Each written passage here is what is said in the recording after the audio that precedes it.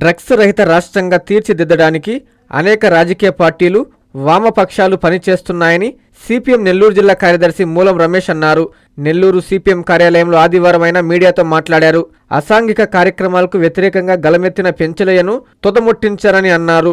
ఈ ఘటనకు నిరసనగా రేపు ఎల్లుండి నిరసన కార్యక్రమాలు నిర్వహిస్తామని తెలిపారు. ఈ క్రమంలో డిసెంబర్ 2వ తేదీ రాష్ట్ర బంద్కు పిలుపునిచ్చామన్నారు. రాజకీయ నాయకులు అండదండలు లేకుండా ఏమీ జరగవని ఈ సందర్భంగా ఆయన తెలిపారు. అనంతరం పలువురు సిపిఎం సీనియర్ నాయకులు మాట్లాడారు. గంజాయి రహితమైనటువంటి రాష్ట్రంగా ఏర్పడేదానికి అనేక రాజకీయ పార్టీలు కానీ వామపక్ష పార్టీలు అలాంటి దాన్ని కృషి చేసేదానికి ఈరోజు ఇప్పుడు ఉండేటువంటి అనేక మంది రాజకీయ నాయకులు దీన్ని పెంచి పోషించి అనేక దగ్గరల మర్డర్లకి తావిస్తూ అనేక విద్యార్థి సంఘాలు ఉన్నటువంటి ఇంజనీరింగ్ కాలేజీ కానీ అట్లాగనే యూనివర్సిటీస్లో కానీ అనేక స్కూల్స్లో కూడా దీనికి బానిసలై ఈరోజు చాలామంది కూడా తన భవిష్యత్తును నాశనం చేసుకుంటున్నారు. ఈ క్రమంలో వామపక్ష పార్టీలు ప్రెస్ మీట్ పెట్టి రాబో కాలంలో ఏదైతే నిన్న ఆర్డిటి కాలనీలో జరిగినటువంటి ఘటన, అక్కడ పెంచులయ్య అనేటువంటి యువనాయకుడు అక్కడ ఉండేటువంటి దీన్ని నిరోధించేదానికి ప్రయత్నం చేసే క్రమంలో మొన్న సాయంత్రం వాళ్ళ పిల్లల్ని స్కూల్ నుంచి తీసుకుని వచ్చే క్రమంలో కల్లూరుపల్లి దగ్గర వాళ్ళు 5 స్కూటర్ల మీద వచ్చి అటాక్ చేసి చంపేసిన ఘటన మన అందరం తెలుసు. అయితే ఇలాంటి పరిస్థితి ఈ రాష్ట్రంలో లేకుండా ఉండాలంటే ఈ గంజాయి, మారక ద్రవ్యాలు ఇలాంటి వాటిని నిషేధించేదానికి రాష్ట్ర ప్రభుత్వం కానీ పోలీస్ వ్యవస్థ గట్టిగా ఉండి దాన్ని ఒక సీరియస్గా తీసుకోవాల్సిన అవసరం ఉంది. కలిసి వచ్చేటువంటి ఇతర పార్టీలని రేపు ఎల్లుండు అనేక ఏరియాల్లో కూడా నిరసన కార్యక్రమాలు, 2వ తేదీ బంద్ జరిపేదానికి దీన్ని అందరం అనుకొని పిలుపునిస్తున్నాం. బంద్ను కూడా జయప్రదం చేయాలని ప్రజలకు విజ్ఞప్తి చేస్తున్నాం. రాజకీయ నాయకుల అండర్ లేకుండా ఈ భారతదేశంలో అన్ని దగ్గర గంజాయి కానీ మత్తు పదార్థాలు కానీ రాజకీయ నాయకులకు, అధికార పార్టీ ప్రతిపక్ష నాయకులకు సంబంధం లేకుండా ఈ ఊరు కూడా ఎక్కడ జరగవు. ఖచ్చితంగా వాటిని ఆపేదానికి ప్రభుత్వం అనుకుంటే ఆపగలదు. ప్రభుత్వంకి తెలియకుండా ఏవి జరగవు, రాజకీయ నాయకులకు తెలియకుండా ఏవి జరగవు. ఇవాళ ఈ రాష్ట్ర ప్రభుత్వంలో గంజాయి, ఇతర మాదక ద్రవ్యాలు యథేచ్ఛగా వ్యాపారాన్ని సాగిస్తూ ఉన్నాయి. దానివల్ల రాష్ట్రంగా ఈ జిల్లాలో కానీ రాష్ట్రంలో కానీ వేలాది మంది యువకులు, విద్యార్థులు వాళ్ళ యొక్క జీవితాన్ని దుర్భరం చేసుకునేటువంటి పరిస్థితి, దానికి బానిసలయ్యేటువంటి పరిస్థితి కొనసాగుతూ ఉంది.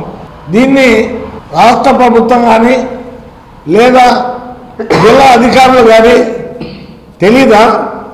తెలుసు. చూసి చూడనట్టు పోయేటువంటి ధోరణి కొనసాగుతూ ఉంది. రాజకీయ నాయకుల, పాలక వర్గాల అండ లేకుండా లేదా పోలీసుల అండ లేకుండా ఇవి జరుగుతూ ఉన్నాయి అని అంటే పిల్లి పాలు తాగుతూ ఉంటే ఎవరు చూడలేదు అనుకునేటువంటి పరిస్థితి తప్పితే ఇది వాస్తవం కాదు.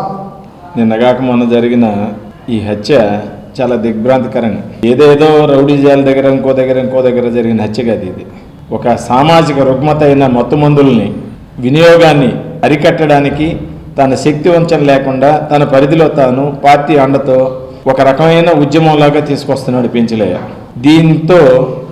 దీనివల్ల నష్టపోయే దుర్మార్గమైన శక్తులు అందరూ కలిసి కుట్ర పన్ని దారుణంగా హత్య చేశారు. అయితే ఒక పాయింట్ ఏంటంటే, మత్తు మందుల వినియోగం అనేది ప్రభుత్వాలకు జరిగకుండా జరిగేది కాదు. ఒక ప్రభుత్వంలో కాస్త తక్కువ ఉంటుంది, ఒక ప్రభుత్వంలో కాస్త ఎక్కువ ఉంటుంది. టోటల్గా ఒకటి మటుకు గత కాలంలో గత ప్రభుత్వం అప్పుడు మత్తు మందుల మీద పెద్ద ఎత్తున అజిటేషన్ జరిగింది. ఇప్పుడు కూటమి ప్రభుత్వంలో ఉన్న పాలకులందరూ పెద్ద ఎత్తున తన మీడియా ద్వారా రచ్చ చేశారు. సంతోషమే. అయితే ఇవాళ మీకు తెలియదా, ఇక్కడ ఏ ప్రాంతంలో మత్తు మందులు అమ్మేది, ఏ యూనివర్సిటీల దగ్గర, ఏ కాలేజీల దగ్గర, లేదా ఏ స్లమ్ ఏరియాస్లో, పేద ప్రజలు నివసించే ఏరియాస్లో ఈ దుర్మార్గాలు జరిగేది ప్రభుత్వానికి తెలియకుండానే ఉందా? మొన్న జరిగిన పెంచలయ్య హత్య, గంజాయి మాఫియా వారి యొక్క మాఫియా చర్యలకి అడ్డుగా పెంచలయ్య ఉన్నాడనే ప్రధాన కారణంతో ఆయన అడ్డు తొలగించుకోవడానికి అత్యంత దారుణంగా కిరాతకంగా ఆరిగాసి హత్య చేశారు. ఇది గంజాయి మాఫియా యొక్క అరాచకాలకు పరాకాష్ట. ఇప్పటి వరకు ఈ గంజాయి వివిధ కళాశాలల్లో కానీ స్కూళ్ళల్లో అనేక ప్రాంతాల్లో విచ్చలవిడిగా అమ్ముతూ యువతని పక్కదారి పడిచి మత్తుకులు చేసి అనేక చోట్ల క్షణికావేశాలతోటి ఈ రకరకాల ప్యాకెట్లలో మత్తు పదార్థాలు అమ్ముతున్నారు.